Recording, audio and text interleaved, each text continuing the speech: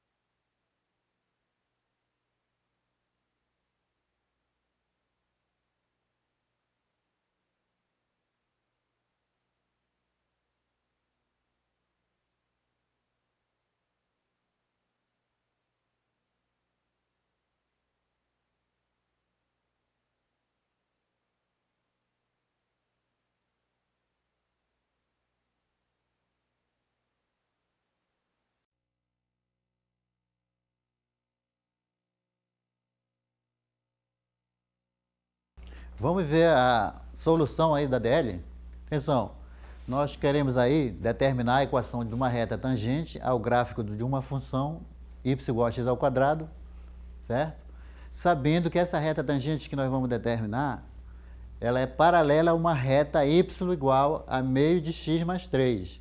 Então, nós sabemos lá da geometria analítica que existe uma equação da reta, uma equação de feixe de retas.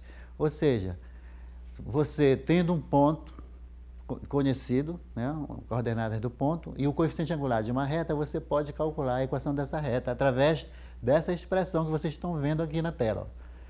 Y menos f de x0, tá certo? O f de x0 é a ordenada do ponto. O f' de x0 vai ser o coeficiente angular da reta, que no caso é a derivada da função no ponto x0. E aquele parênteses nós temos x menos a abscissa do ponto, né? Então, observe, se a reta T é paralela à reta R, que eu vou determinar, né? A reta T é que eu vou determinar, e ela é paralela a uma reta R. Também nós sabemos que, pela condição de paralelismo de retas, elas têm que ter coeficientes angulares iguais. Então, significa, se o coeficiente angular da nossa reta, que nós vamos determinar, é dada pela derivada da função no ponto zero, então significa que a derivada da função no ponto x0 vai ser igual ao coeficiente angular da reta R, que é meio. Então, nós estamos aí confrontando, né? O coeficiente angular da reta R, que é meio, com o coeficiente angular da reta que nós vamos determinar, que vai ser dada pela derivada da função no ponto x0. Então, vamos ver como é que ficou. Então, esse confronto aí. Então, olha lá, o que é que nós temos que fazer? Calcular a derivada da função, que é x². Então, qual é a derivada de x²? 2x. Então, está aí 2x. O que é que nós vamos fazer agora? Confrontar, né, com meio. A derivada da função no ponto x0 não é meio, então, e a derivada que nós calculamos, né, 2x, confrontando 2x com igual a meio, nós vamos determinar a abscissa do ponto por onde essa reta T vai passar. Então, nós já temos a abscissa do ponto. Para nós determinarmos a ordenada do ponto, nós vamos calcular o valor, o f de x0, né? Lá na função. Vamos calcular o f de x0 para nós determinarmos a ordenada do ponto. Próxima linha. Então, ó, nós vamos calcular então o f de x0. Como o x0 que nós encontramos foi 1/4, então o f de 1/4 vai ser 1 sobre 16. Então, nós já temos aí as coordenadas do ponto por onde a reta T vai passar, tá certo? Que vai ser 1/4, né? E 1 sobre 16. E o coeficiente angular, nós também já sabemos porque essa reta T ela é paralela àquela reta dada. E o coeficiente angular da reta dada foi meio. Então, nós já temos o coeficiente angular que vai ser meio e já temos as coordenadas do ponto por onde essa reta passa, que nós determinamos, né? Então, vamos lá. Substituir. Próxima linha. Observe que o f de x0, que é a ordenada do ponto que nós determinamos, que é o f de meio, né? 1 sobre 16. O coeficiente angular da reta, que é o mesmo da reta paralela, que no nosso caso aqui é definida pela derivada da função no ponto x0. Continuando. Tá certo? E a ordenada do ponto, né? Desculpe, a abscissa do ponto que nós determinamos foi 1/4. Então, fazendo os cálculos, nós temos aí o y menos 1 sobre 16 é igual a meio, que multiplica x menos 1/4. Y menos 1 sobre 16, multiplicou, né? Ficou meio de x menos 1/8. Próxima linha. Arrumando, né? Nós temos meio de x menos 1/8 mais 1 sobre 16. Efetuando menos 1/8 mais 1 sobre 16, vai ficar menos 1 sobre 16. Então, a equação da reta que nós queríamos, da reta T, certo? Tangente ao gráfico da função e paralela àquela reta R dada, é dada pela equação meio de x menos 1 sobre 16. Então, se vocês fossem se representar geometricamente, vocês iriam perceber que essa reta representada por essa equação, ela é tangente ao gráfico da função que é x² num determinado ponto. Então, ela é derivável, né? Ela é derivável e contínua, ou seja, ela vai ter um coeficiente angular, uma inclinação com o eixo x. E agora nós nós vamos aqui passar para a próxima aula, que é a 7.2, que vão ser regra da cadeia. Aula 7.2, Unidade 3, Derivada. Tema 11, a regra da cadeia. Objetivo, deduzir e aplicar a regra da cadeia. Vamos continuar agora com a aula 7.2, tá? Que é a regra da cadeia. Então, vamos dar continuidade. Vocês devem lembrar, lá da matemática elementar, da função composta, né? Nós temos 3 conjuntos, onde nós fazemos relações de funções com esses 3 conjuntos. Então, lembrando lá da matemática elementar, nós vamos agora definir a regra da cadeia, ou seja, a regra de derivação da função composta. Então, a regra de derivação de uma função composta, de 2 funções f e g deriváveis, tá? Nos pontos. Então, essas funções f e g, elas vão ser deriváveis no ponto x e no ponto u.